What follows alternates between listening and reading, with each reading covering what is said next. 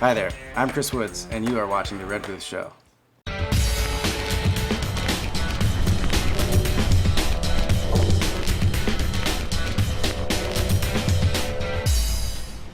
Hi, welcome to The Red Booth Show. I'm Kimberly. On tonight's episode, I have musician Chris Woods. He talks about his latest album and some of the bands that he's toured with. So come and join us. So hey Chris, how's it going? It's going good. How are you? I'm good. I'm happy to have you here on the show tonight. Thanks for having me. Glad to be here. Yes, from what I understand, you're a pretty epic keyboardist and musician overall. I try my best. Well, this new album that you just came out with, it has a lot of different musicians in it. Compilation album, I guess you could say. Yeah, it was a big collaboration. Me and my brother have talked about doing an album together for our whole lives, essentially. We've been playing for 10 plus years. That's amazing. And we were fortunate enough to grow up in a house that had a drum set and a grand piano. Wow, And so, good combination. We were always jamming and, talked about our dream of having a record someday and getting something properly produced that was just 100% us. And so that's what we set out to do. And So it's the kind of sound that you guys have always wanted. Is that what you mean? because me and my brother have both played in numerous bands over the years. So this was our chance to do something that was 100% from us and, our style and what we wanted to do without any other interference from, other writers or, anything, which isn't a bad thing because, bands are a collaboration at the end of the day. But this was our chance to really do something that we wanted to do, that we were in control of. That's awesome. So your brother's obviously a drummer then. He is one of the best drummers that I know. That's really cool. What kind of bands has he played in? I mean, I know you've played in a lot of bands, but it seems like you guys also, since you're collaborating together, it'd be cool to hear about him too. Yeah, we started in a band called Citizen years ago, and Like a citizen it's kind of a play on the word citizen, but it's spelled City Zen. with a Y. Mm-hmm. Cool. And we were with them for about 4 years, and then my brother started playing with a band called The Shakers, Okay. and they're local here in Los Angeles. I'm actually going to go see them play at the Mint tonight. Oh, nice. Yeah. And he's been with them for a while, and I stayed with City Zen for a little while, and then I moved on to other projects. I got asked to tour with a band called Memorials that's spearheaded by a drummer named Thomas Pridgeon, Cool. and he played for the Mars Volta for a number of years. Oh my God, I love the Mars Volta. Yeah. That's rad. They were my favorite band growing up. Me and my brother actually were highly influenced by them, and to get an opportunity to tour with Thomas was a pretty cool thing. That's so cool. Where did you guys get to go? We did a 2-month national tour in the U.S., and then we did a month and a half in Europe, and then we did like a short South by Southwest tour and various shows in between. What was it like touring in America compared to in Europe? It's night and day. Yeah? I mean, they eat that stuff up over there. The Memorials is a kind of a heavier prog rock band, and that's really big in Europe. And I noticed when we were touring there, all our show posters would have our band name, and then in parentheses it would say USA. And people would go just because a band made it that far, and whether they knew who we were or not. So that was pretty cool. That's cool. So a lot of the shows there were full, and we had shows in the States. Like, how big of a crowd did you play to? Probably. Like, what was the biggest crowd? Probably Afropunk Fest in Brooklyn, and that was about 15,000 people. It was a big festival. Oh, wow. We played that's right a lot. before Erica Badu was the headliner that night. Amazing. So it went from super I heavy love prog her. rock to her. So that What a was, mixture. It was a very eclectic mixture, but it was a cool festival. We had a great time. That's awesome. So do you also do like sort of studio music for people as well, or do you mainly work with your brother right now? Well, my album's been my focus for the past 2 years, but I'll help out friends here and there and track keys. But I wouldn't necessarily call myself a studio musician. I've always been more of a fan of being a part of a band and playing out live. Yeah. Even though it's a little harder to make money doing that, but Yeah. But also studio musicians have a kind of good thing where they don't have to like travel if they don't want to. They can just work in the studios locally, right? And if that's what they want to do, that's cool. yeah, everybody's got their thing, but there's nothing like the feeling of playing on stage in front of a crowd, and that's something that I will always cherish. I can only imagine. Yeah. You're lucky, one of the lucky few who get to play in front of that many people. That's pretty cool. Yeah, I definitely feel lucky. Well, on that note, we have to take a quick break, and we'll be right back with the Red Booth Show. I really wanted to put a deck on my house. The floor was creaking and there were cracks in the wall. I had them put in walls in my basement. Well, the whole thing was done on time, on budget, and not a day of work was missed. Alpha Structural is a top-rate company. I'd recommend them to anybody. If you live in a hillside home and gravity is pulling you towards the edge of the cliff, I recommend you call Alpha. It was a real pleasure to work with Alpha.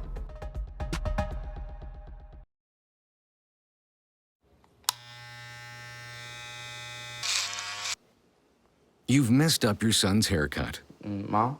Do you A, try to fix it, Like it never happened. B, work with what you got, or C, show solidarity? Thank you, baby. As a parent, there are no perfect answers. But you don't have to be perfect to be a perfect parent. Thousands of teens in foster care will love you just the same.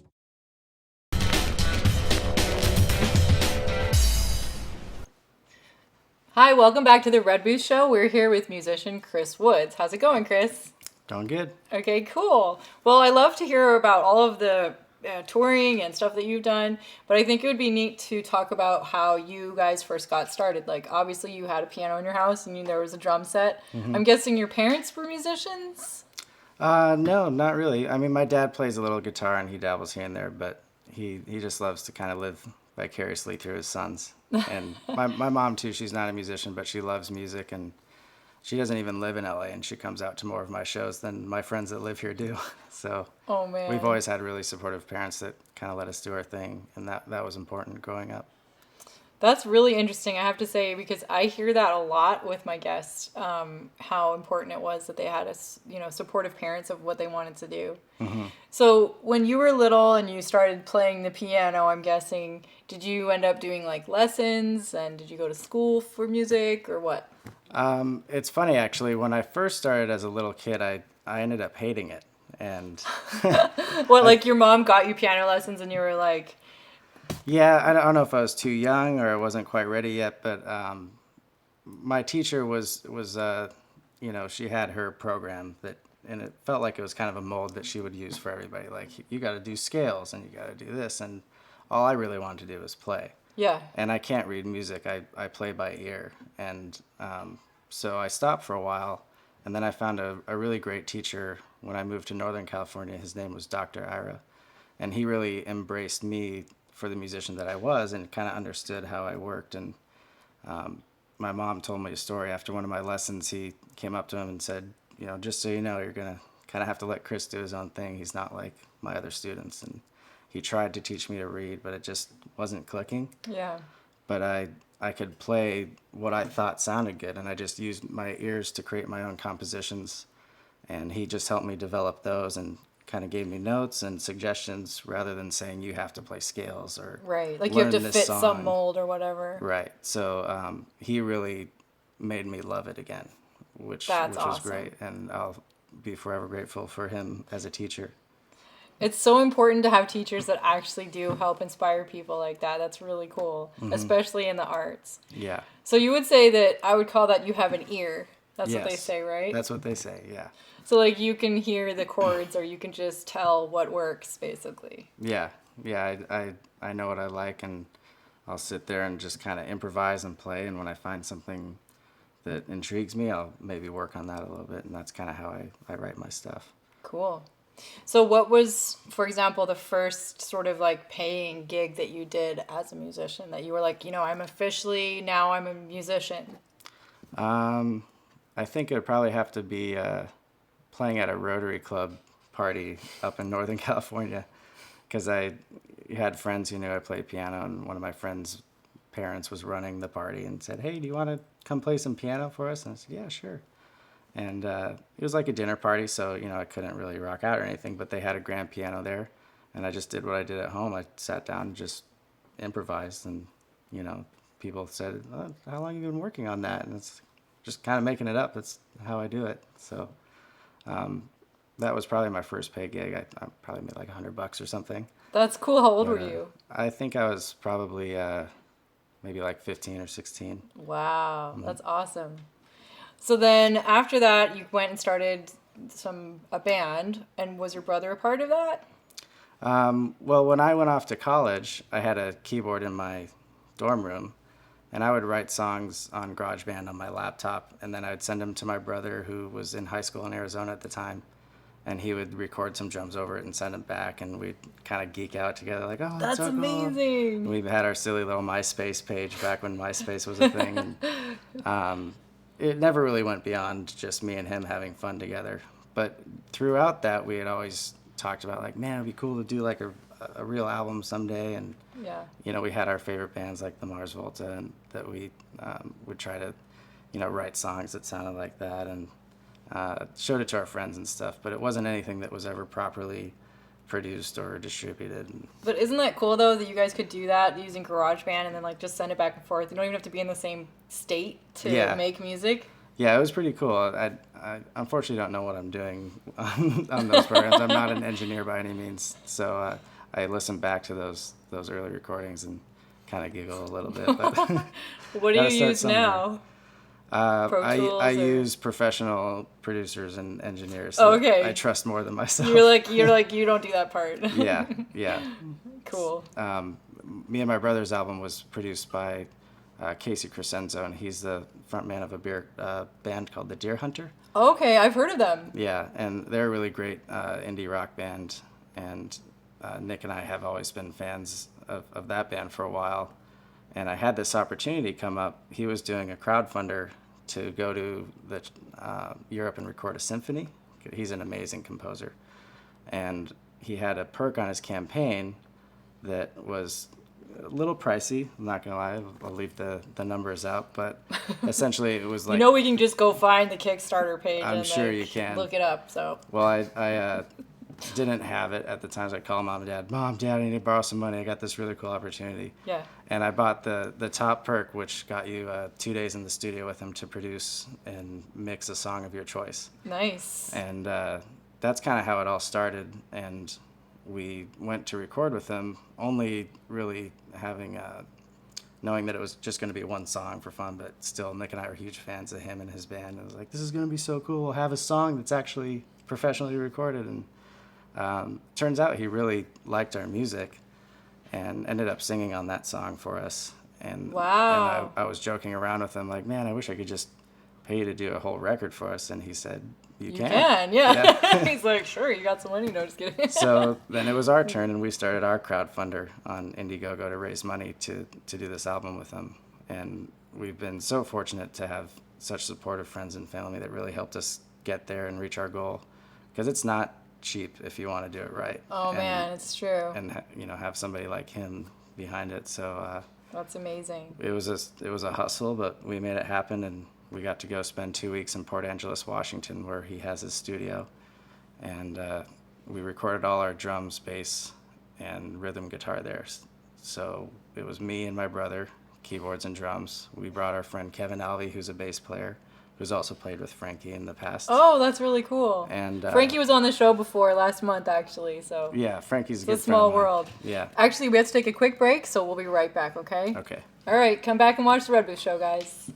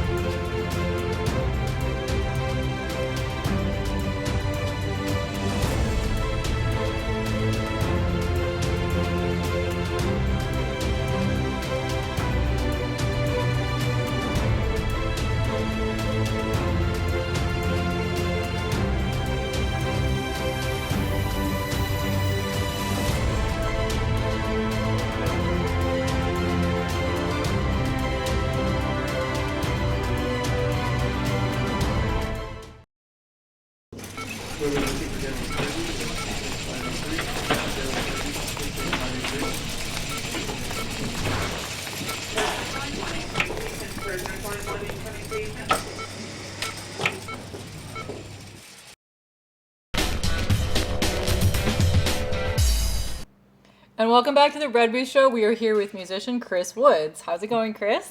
Going great, still rocking. Good. So you were just telling us a story about going up to Northern California, recording your album. It sounds like this was kind of like a whole dream come true sort of beginning for you really getting into music. Yeah, it really was. And, I play keyboards and only keyboards. My brother's a drummer and only a drummer. And we knew that going into this project, like, we're going to need guitar players and, singers. And we decided, should we form a band or should we use this opportunity to collaborate with all these amazing musicians that we've met over the years? And so that's what we ended up doing. And when we recorded up in Port Angeles, Washington, we tracked all our drums, bass, and keys, and then brought it back to Los Angeles. And my good friend Matt Schwartz produced the second half of the album where we did all the guitars and vocals. And we used that opportunity to bring in all these amazing artists and musicians that we've played with here in LA over the years. Or that Like I've who? Can met you say? on tour. Yeah. Well, Frankie Padano, for example, who was on your show. Yeah. He sang on a song for us. Our producer, Casey Crescenzo from The Deer Hunter, sang for us. That's we have amazing. Thomas Erack from The Fall of Troy on a song. Cool.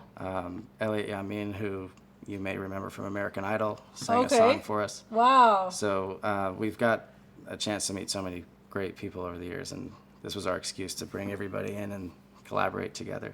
That's So awesome. every song on the album will have a different singer and a different lead guitar player, which gives it this really kind of cool, eclectic feeling. That is so cool. How many songs is on the album? It's 13 tracks total. It's a full length. We have an introduction and 2 instrumental interludes, and then 10 songs with vocalists. Well, that's fantastic. Is it out already? Our album just happened to come out last month. Oh, and- that's great. And so far it's been, fairly well received, and people seem to like it, so we're excited about that. And it's cool because it's so eclectic. Everybody has, like, I like this song, or I love this song, and it's really interesting to hear what people are vibing with on the record, because it's all very different. But there's still that kind of uniform foundation under everything, because it started with my brother and I. And we wrote all the songs initially on the drums and piano, and then brought everybody in to fill it out. That's cool. So it's very much like your voice. It's your sound. Yeah. Yeah. Yeah, and I had my producers, but I was always in the studio with all the artists, giving my input. But one thing that was really important to me was letting all these amazing musicians be themselves as well, because that's why I did this album. It was important for me to do something where I felt like I was being myself, and I didn't want to deny anybody that opportunity. Yeah, that must be kind of hard, like when you're, let's say, hired to be in a band, or you are playing for another band, even if you love the band, if you were sort of following an instruction, like, we want you to play this way, and then you're like, okay, but it may not be the way you would want to play it. Mm-hmm. That's a tough situation, I'm sure, as an artist. It is, and I wasn't interested in being a dictator at all. The first thing I said was, here's the song, what would you do? And 90% of the time, my friends would come play or sing, and I'd be like, yeah, that's You'd great. love it, I'd yeah. make, maybe little tweaks here and there, or tell them to follow a certain line that I was doing, but otherwise I just tried to let everybody be themselves. That's awesome. That's so cool. I think we need to have that kind of opportunity. And there's so many talented musicians in LA that people don't necessarily recognize right off the bat, like, but there's just so many of them here. So it's really cool that you got to sort of bring people together and put them all in your new album. Yeah. All our friends who helped us out are in bands here in LA or national acts like Casey's band or Thomas's band, or Elliot, who's been on American Idol. Everybody Yeah.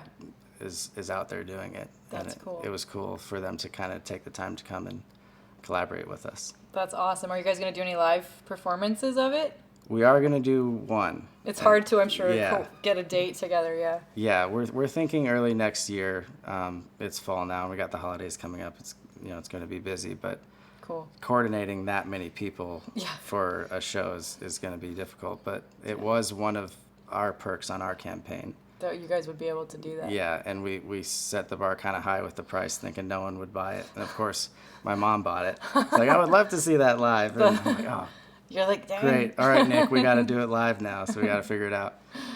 So we're going to do our best to get as many of the artists as we can all together at one time and play the record from start to finish. Well, cool. Well, they'll have to go and find you on Facebook, and then they can stay updated on when that will be sometime early next year, hopefully. Yep. Yeah, we're at facebook.com/The Woods Brothers, and hopefully we'll have a website coming up soon. And Cool.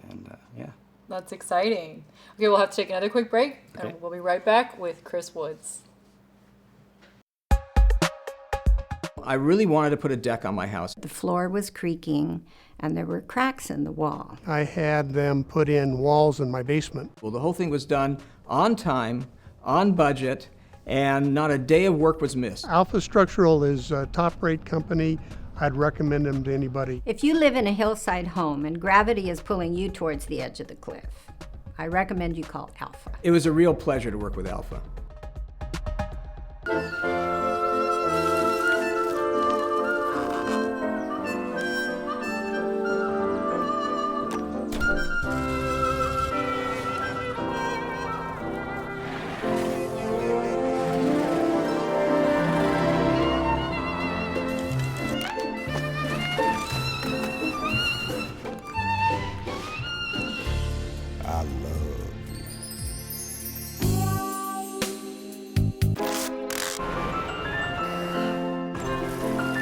Can we get strawberries? Okay.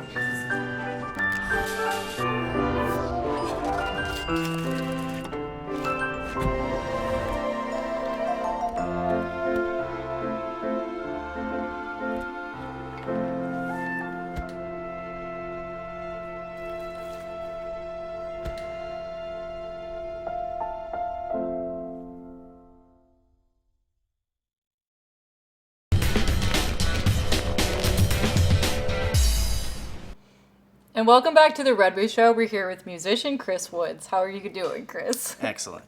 Good. So I know you have another group that's called He Monster. Let's hear a bit about that. He Monster was actually kind of born out of the ashes of the Woods Brothers project. And The Ashes? well, But the Woods Brothers still going. I was thinking of like a the phoenix rising Okay, from I the get ashes, the Phoenix. you That know. makes sense. Okay. But He Monster was really kind of formed because of this album that me and my brother did. And we knew it was a studio album, and we weren't going to be touring or playing shows, you know, with 20 musicians, which is just impossible to coordinate and expensive. Yeah. So He Monster was our answer to that. And our singer, Morgan Jones, was a huge part of the Woods Brothers record. He is an amazing guitar player and vocalist, and I know nothing about vocals, so I brought him in to kind of sit in with our singers and be that vocal producer, because that's not my thing, you know. And our bass player, Ryan Hagelman, played lead guitar on 2 of our songs and helped write one of them. And so both those guys were a big part of our record, and we all got to work together and play together. And we kind of just started jamming for fun between sessions, you know, and talking about maybe doing a project together. But that whole process of making me and my brother's album really brought us together, and we all became really great friends. And so we decided to start another live project, because Nick and I love playing music live. And So you guys can go out and play live now Yeah. with He Monster. we can. Nick still has the Shakers, who play currently, but I've been itching to get back on stage, you know, spending 2 years on this album. And so That's a long time. Yeah. So Why did you guys call it He Monster? Is it like He-Man, but with the monster? I don't know. well, it's we do have this poster in our studio where we recorded of this old cheesy sci-fi film called The Astounding She Monster. Nice. And we were kind of just looking at it and like cut off the S and He Monster, and we just kind of thought it was a cool name. And I'm sure if you talk to our singer Morgan, he could, you know, put a little more meaning behind it. But it just sounds fun, and we love to rock and roll, and we're all flipping our hair around on stage, so a bunch of little monsters up there. That's cool. But yeah, it's been a fun project. We have an EP coming out this month in September, actually. Okay, cool. Don't have a set release date yet, but it's almost finished. And we've been playing shows since April. We did our first show at the Rainbow Rooms anniversary party. Oh, which wow, which was a crazy, crazy event, but it was a lot of fun. And That's a historic location here. It was cool to be Yeah. a part of that event. And that's kind of when we launched He Monster. We've done about 5 shows since then, and it's been going really well. We're having fun with it. Awesome. Well, I wanted to ask your advice for other people who are, who love music and who want to get more involved in music and start bands and stuff like that. Like, what do you think that will be helpful for them to know? Well, you'll know if you're meant to do it, because I don't think it's something that can be forced. Like, if you love to play music and you know that, you're going to play music. And all I can really say to that is just keep playing and, meet other musicians and offer to do jam sessions and collaborate. And that's how I've met a lot of people that I know, is just getting together and playing with people and practicing on my own. And it's something that requires a lot of dedication, and ultimately it's my craft, and that's what I want to do. So Right. So it's not so much like, I mean, I know it does take work, but it's not so much work in that regard because it's something that you really enjoy doing in the first place. So you're like, I'm going to play piano for 10 hours because that's what I want to do. yeah, it should never feel like a job. If you're passionate about it, you're going to love doing it. And if you don't know how to play or need lessons, get lessons. Find a good teacher like I did to get you started. Yeah. And just keep doing it. And you just never know what's going to happen. And that's what I've learned over the years, is doing all these various projects and meeting all these people. I've gotten some pretty great opportunities just because I kept playing and I kept networking and meeting other musicians and just getting out there and doing it. That's really all it takes. Cool. Well, that's great advice, and also probably helps we're here in Los Angeles because there's so many great places to play live, and opportunities for bands to get together and do things here. So yeah, that's and really there's a cool. lot of great bands in Los Angeles. A lot of local bands that There are so many, which is just- I love having them here on the show because I want them to have like more of a platform here. Yeah, and it's really cool what you guys are doing, because a lot of these bands go unnoticed. But there's Totally. some gems out there. You just got to know where to look. There totally is. There's amazing talent here. So, including yourself. So, Well, thank you. thank you so much for coming on the show today. Of course, thanks for having me. Yeah, why don't you let everybody know where they can find you?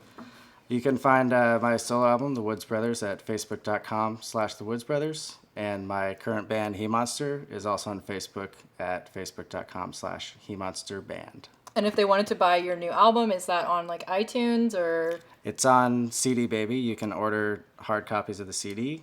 Okay. You can download digitally. We'll be on iTunes shortly. We're finalizing our digital distribution. Cool. And you'll be able to get it there. Amazon, I think.